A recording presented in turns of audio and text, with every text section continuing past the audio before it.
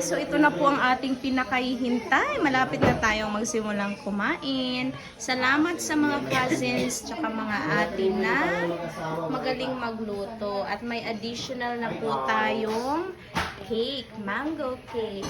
The best ang mango cake from Secret. Para Secret, hindi i-reveal. Char. So ito ay gawa ni Efita, ang aking pamangkin.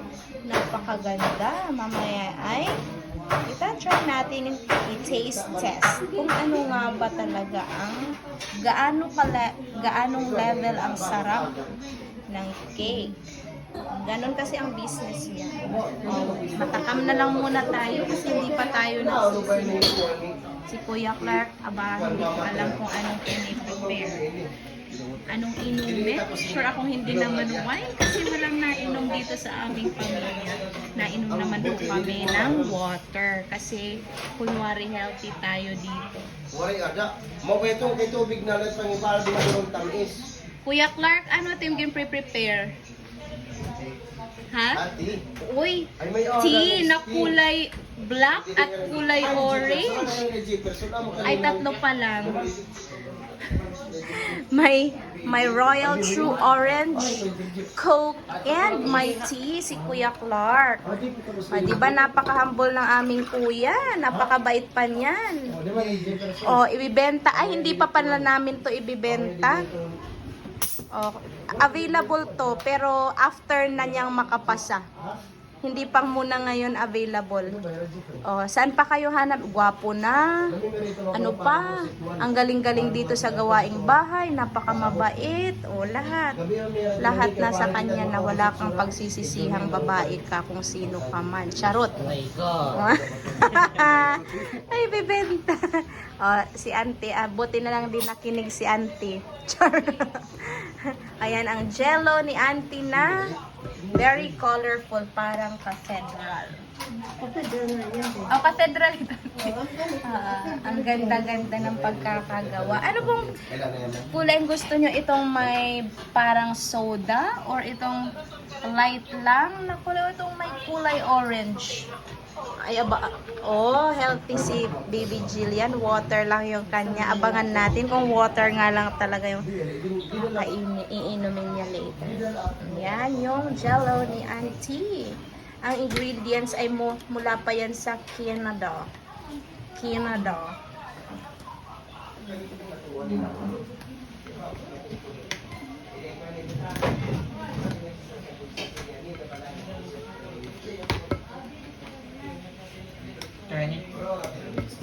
Prepare. Ayan, sige. Matakam na lang muna tayo. Mamaya na tayo mag-taste test. Padami ng ating food na siniserve sa table. Let's take this angle from here to there. Diba? Ang ganda. I-try nga natin kuhanan ng picture mamaya. Mukhang ang ganda nga talaga ng space dito para sa picture taking. Ito naman si Kuya. Parang konti lang kami dito ngayon. Nagising na yung aming future accountant. Ayun, nagdabog.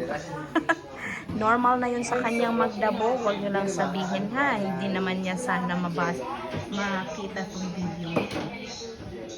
So, ayan. Ano na pala yung pansit na di mawala-wala sa ating kapagkainan. Basta yung pamilyang Pinoy, andyan yan. Double pa. May another part tayo na spaghetti. Ito pa. Hindi mawawala din ang rice. Napagkasarap-sarap dahil organic itong rice. Mapapansin nyo naman, mga organic itong niluto namin. Walang pang high blood. Kaya wala po sa aming mga high blood, tsaka mga healthy po ang aming pamilya. Kaya sumali na kayo sa pamilya namin. Gusto naming dumami, humayo at magpakarami. Charot. Si auntie, ano ba auntie? Ano bang tinitingnan? Diba, di mukhang 70 ang aking auntie. Mukha lang siyang 50. Auntie, ano yung secret ng para mukhang bata? Para viewers. Number 1, ang titim pagkaon la? Fish, tinola. Gulay, ante? Walang fatty foods. Tapos, mahilig lang siyang, yung cellphone is, ano lang, limit lang yan si ate. Free from stress, smile lang, simba, ganun lang yung sikreto. Huwag na tayong mag-ambisyon ng kung ano-ano kasi nakaka-stress yun. Anyway, kung ano yung gustong ibigay ng Panginoon, ibibigay niya yun. O yung aking uncle na sinabihan ako mag-video. Busy rin siya, hindi ko alam kung sino itong kausap niya. Hindi pagkagabi-gabi, pero tingnan mo, apat ang kanyang mata. Naka-shades pa. Aking nanay, huwag nyo lang sabihin ha. Pero lagi yan, naka-cellphone, talo pa ako. Pag may pinupuntahan kaming events or dahil picture muna tayo, ganyan siya. Talo ako lagi. Hay, naku tong nanay ko, sige. At ang cellphone niya, huwag nyo sabihin kay tatay yan. Siya na yung ang cellphone niya.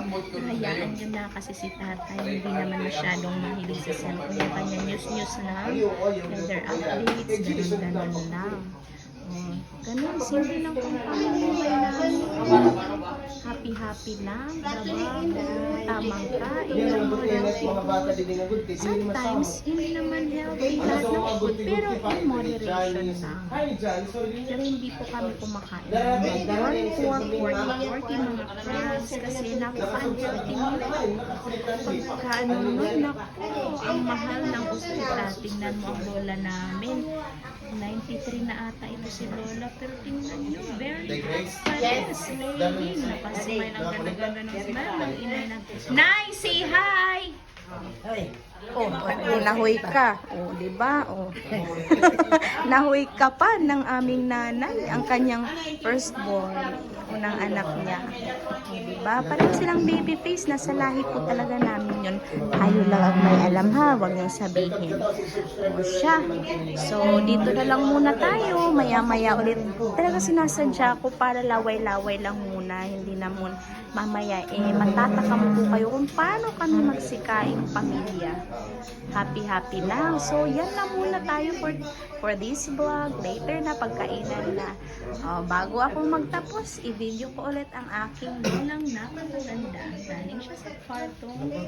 Di ba tinitingnan yung, ano kaya yung cake? Ano kaya nasa isip? Tinitingnan yung cake. Sige siya. Bye na muna. Bye!